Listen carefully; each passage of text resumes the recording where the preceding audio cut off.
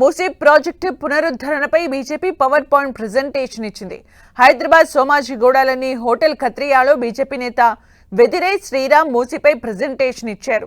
మహారాష్ట్ర జలవనరుల శాఖ అడ్వైజర్ గా పనిచేస్తున్న శ్రీరామ్ దేశంలో ఉన్న నదుల గురించి వివరిస్తూ మూసీ ప్రక్షాళనపై వివరించారు.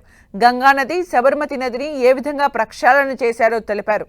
మూసీపై పీపీటీ సందర్భంగా కాంగ్రెస్, బీఆర్ఎస్ పార్టీలపై విమర్శలు గుప్పించారు.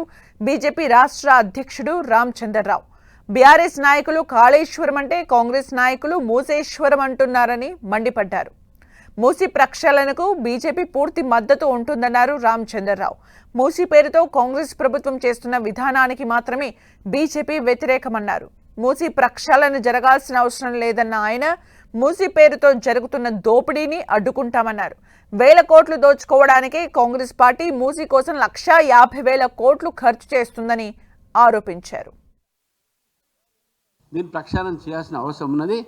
ఇది ప్రక్షాళన చేస్తే మీరు తప్పకుండా ఏ ప్రభుత్వమైనా సరే దానికి భారతీయ జనతా పార్టీ పూర్తిగా మద్దతు పలుకుతుందని చెప్పేసి కూడా తెలియజేస్తున్నాను.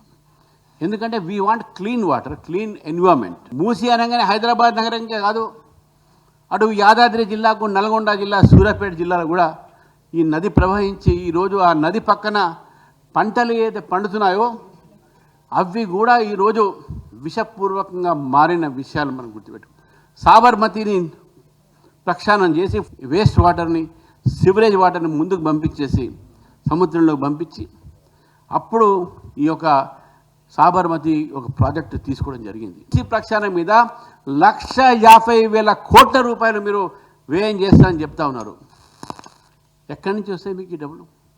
నా దగ్గర డబ్బులు లేవు, పెన్షన్స్ అయినా డబ్బులు లేవు, రైతు భరోసా డబ్బులు లేవు, రాష్ట్రానికి నడపడానికి డబ్బులు లేవు.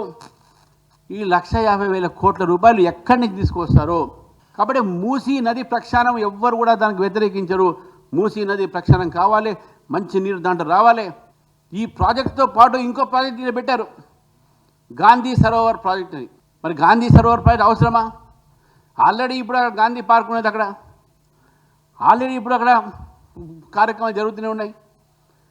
దానికి పెద్ద ఎత్తున నరేంద్ర మోదీ గారు 1000 పెడితే నేను 1,1200 పెడతా అని చెప్పి కాంపిటీషన్లో పోయి మీరు పెట్టండి, మా విగ్రహాలతో పెడితే మాకు ఎటువంటి అభ్యంతరం లేదు.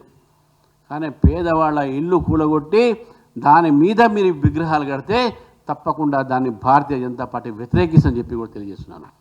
కానీ కాంగ్రెస్ పార్టీ ఈ యొక్క మొత్తం రాష్ట్రాన్ని, నగరాన్ని ఏలింది వాళ్ళే కదా. అప్పుడు ఏమైంది ఆలోచించలేదు దీని గురించి. బీఆర్ఎస్ పార్టీ మూసి రివర్ ఫ్రంట్ బోర్డు పెట్టి మన ప్రేమ్ సింగ్ రాథోడ్ గారు దానికి చైర్మన్ మరి అంటుండే మధ్యాహ్నం ఒక కుర్సీ టేబుల్ తప్ప ఏం లేదంట. ఇంకా ఏమో ఆ కుర్సీ కూడా మిగిలింది, ఎక్కడి నుంచి ఉంటున్నాయి. కానీ కాంగ్రెస్ పార్టీ ఎప్పుడు కూడా అభివృద్ధికి వ్యతిరేకమే. ఎప్పుడు కూడా వాళ్ళు అభివృద్ధిని కానియరు, అభివృద్ధి పేరు చెప్తారు, కరప్షన్ జరుగుతుంది.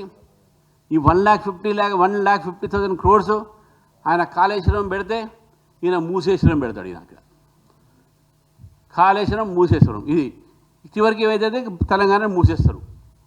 మూసితోనే మూయింపు. దయచేసి ఈ పని చేయకండి.